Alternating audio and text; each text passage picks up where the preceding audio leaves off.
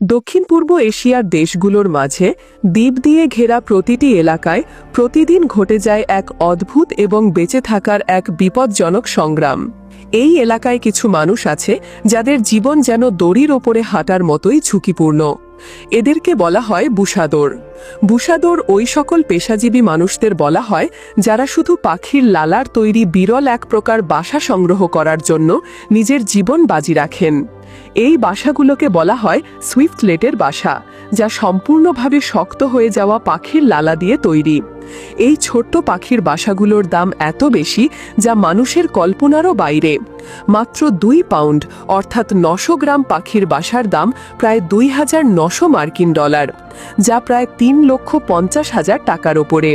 তাই বুঝতেই পারছেন সুইফটলেটের বাসার চাহিদা কতটুকু। এই বাসা দিয়ে তৈরি হয় বিখ্যাত বার্ডস নেস্ট স্যুপ, যা বিশেষ করে চীনে অত্যন্ত জনপ্রিয় খাবার। স্থানীয় লোকদের মতে এই স্যুপ দেহে শক্তি যোগায় এবং রোগ প্রতিরোধ ক্ষমতা বৃদ্ধি করে। এমন বিশ্বাসের কারণে শত শত বছর ধরে এই বাসার কদর অটুট থেকেছে। এখন প্রশ্ন হলো, মানুষ কেন এত বেশি ঝুঁকি নিয়ে এই বাসা সংগ্রহ করে? এর পেছনে আছে পুরনো প্রথা, মানুষের দারিদ্রতা এবং বাজারে অনেক চাহিদা থাকায় অনেক মানুষ বাধ্য হয় এই কাজটি করতে।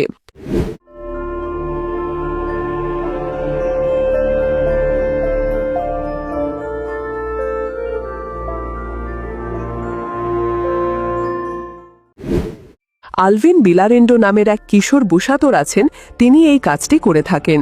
তার পরিবার প্রজন্মের পর প্রজন্ম ধরে এই কাজ করে আসছে। তার দাদা, তার বাবা, এমনকি আরও বহু পুরনো পূর্বপুরুষেরাও এই কাজটি করতেন। তাদের কাছে এই কাজটি শুধু জীবিকার উপায় নয়, বরং গর্বেরও বিষয়। ছোটবেলায় মাত্র 9 বছর বয়সে আলভিন প্রথম তার বাবার সঙ্গে গিয়েছিলেন এই দুর্গম গুহাগুলোর ভেতরে। তখন থেকেই শুরু হয় তার এই ঝুঁকিপূর্ণ যাত্রা। আলভিন বলেন, এটা শুধু টাকা আয়ের কাজ নয়, বরং তাদের সংস্কৃতি।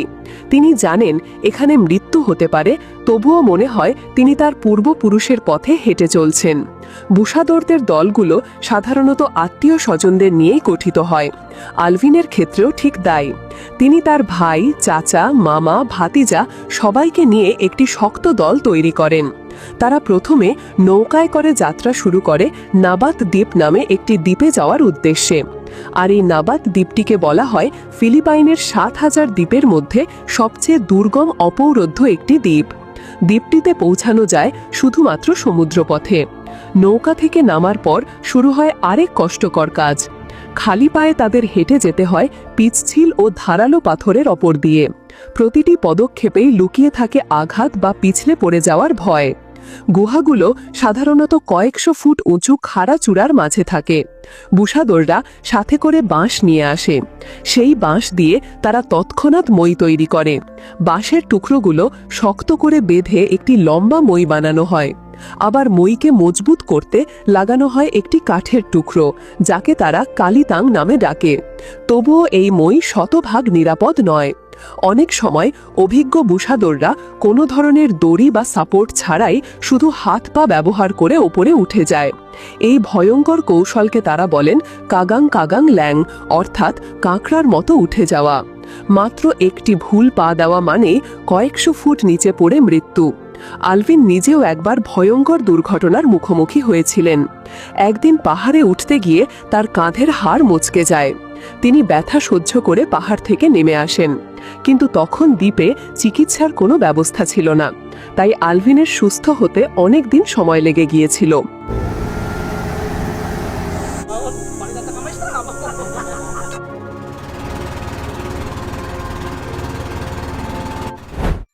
যখন বুশাদররা গুহার মুখ খুঁজে পান, তখনও বিপদ কাটে না।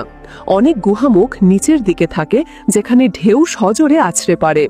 আবার কিছু গুহা এত সরু যে হামাগুড়ি দিয়ে ঢুকতে হয়। কিন্তু ভেতরে ঢুকলেই দেখা যায় বিশাল অন্ধকার চেম্বার। অন্ধকারে চলার জন্য সাথে থাকে টর্চ লাইট। আলভিন ও তার দল আলো জ্বালিয়ে সুইফটলেটের বাসা খুঁজতে শুরু করে। বাসাগুলো সাধারণত দেয়ালের উঁচু ফাঁকে লেগে থাকে। খুঁজে পাওয়ার পর একটি স্প্রে বোতল দিয়ে সামান্য পানি ছিটানো হয়, যাতে বাসাটি নরম হয়। তারপর লম্বা কাঠি দিয়ে আলগা করা হয় আর ধীরে ধীরে হাত দিয়ে তুলে নেওয়া হয়। তবে তারা কখনো ডিমসহ বাসা নেন না, কারণ আলভিন জানেন যদি পাখি বেঁচে থাকে তবে নতুন বাসা বানাবে। এতে ভবিষ্যতে তাদের জীবিকা চলবে এবং পাখিগুলো বিলুপ্ত হয়ে যাবে না। সাধারণত একটি পাখি পুরনো বাসা হারালে মাত্র 15 দিনের মধ্যেই নতুন বাসা বানিয়ে ফেলে। প্রতিটি মৌসুমে ডিসেম্বর থেকে এপ্রিল পর্যন্ত আলভিন প্রায় 2500 বাসা সংগ্রহ করতে পারেন। কিন্তু সংগ্রহের পরই কাজ শেষ হয় না। বাসাগুলোকে ভালোভাবে পরিষ্কার করতে হয়। পালক, ছোট ডাল বা অন্য কোনো ময়লা থাকলে সেটি বাদ দিতে হয়। তারপর বাসাগুলোকে শ্রেণী অনুযায়ী ভাগ করা হয়। ক্লাস এ একেবারে সাদা শক্ত খাঁটি লালার তৈরি, এর দাম সবচেয়ে বেশি। ক্লাস বি একটু হলদে বা কিছু ময়লা মিশ্রিত, দাম তুলনামূলক কম। ক্লাস সি নরম হলদে রঙের, কোয়ালিটি কম। সবচেয়ে ভালো মানের মাত্র 2 পাউন্ড বাসা বাজারে বিক্রি হয় প্রায় $2900। তবে শহরের পৌরসভা বা সিটি হল এগুলো কিনে নেয় এবং নির্দিষ্ট মূল্যে আন্তর্জাতিক বাজারে বিক্রি করে। সবশেষে বুশাদররা নিজেদের মাঝে মুনাফা ভাগাভাগি করে নেয়। তবে এইটি জেনে রাখা প্রয়োজন যে মৌসুম শেষে আলভিনের নিজের হাতে আসে মাত্র $600, অর্থাৎ 73,000 টাকা। ঝুঁকির তুলনায় এটি অল্প টাকা হলেও তার পরিবারের জন্য যথেষ্ট। Pili ko para ma-divert sa iba yung isip ko. পাখির লালা দিয়ে তৈরি এই বাসার চাহিদা দিন দিন বাড়ছে। বর্তমানে পুরো শিল্পটির বাজার মূল্য প্রায় $5 বিলিয়ন। চীন সহ এশিয়ার অনেক দেশে এই বাসার তৈরি স্যুপ বিলাসিতার প্রতীক। এক বাটির দাম কখনো কখনো $100 পর্যন্ত হয়ে থাকে। চাহিদা বাড়ার কারণে অনেক দেশেই এখন সুইফটলেট ফার্ম গড়ে উঠেছে। অন্ধকার স্থানে নির্জন ভবন বানানো হয় যাতে পাখিরা এসে বাসা তৈরি করে। এখানে বুশাদররা বলেন গুহার বাসার মান অনেক ভালো। তাদের মতে খাকি বন্য বাসাতেই রয়েছে আসল উপকারিতা। 2015 সালের এক গবেষণায়ও দেখা গেছে এই বাসাগুলোতে প্রচুর প্রোটিন, অ্যামিনো অ্যাসিড এবং ভিটামিন থাকে, যা শরীরের অঙ্গ প্রত্যঙ্গকে শক্তিশালী করে। এমনকি শিশুদের রোগ প্রতিরোধ ক্ষমতা বাড়াতেও সাহায্য করে। মৌসুম শেষে আলভিন মাছ ধরেই জীবিকা পরিচালনা করেন। তার স্ত্রী মার্বি বলেন, আমি বাসার সব কাজ করি যাতে মনটা অন্যদিকে ব্যস্ত থাকে, কারণ স্বামী যখন পাহাড়ে ওঠে তখন ভয়টা থামে না। তবুও আলভিন মনে করেন তার পূর্বপুরুষের পথ অনুসরণ করা গৌরবের ব্যাপার। এক সময় এক ব্যবসায়ী দ্বীপটি কিনে রিসোর্ট বানাতে চেয়েছিল, কিন্তু আলভিন কঠোরভাবে বলেছিলেন, এটা আমাদের দ্বীপ, আমাদের পূর্বপুরুষেরা প্রথম এই গুহা আবিষ্কার করেছিলেন। তার গ্রামের মানুষের আপত্তির কারণে পরে আর এখানে রিসর্ট বানানো হয়নি। এভাবেই প্রজন্ম থেকে প্রজন্ম ধরে চলে আসছে সুইফটলেটের বাসা সংগ্রহের এই বিপজ্জনক পেশা। প্রতিটি পদক্ষেপেই রয়েছে ঝুঁকি, প্রতিটি মুহূর্তে আছে মৃত্যু ভয়। তবুও আলভিন ও তার মতো হাজারো বুশাদর এই কাজ চালিয়ে যাচ্ছেন, কখনো জীবিকার জন্য, কখনো সংস্কৃতির জন্য, আবার কখনো গর্বের জন্য।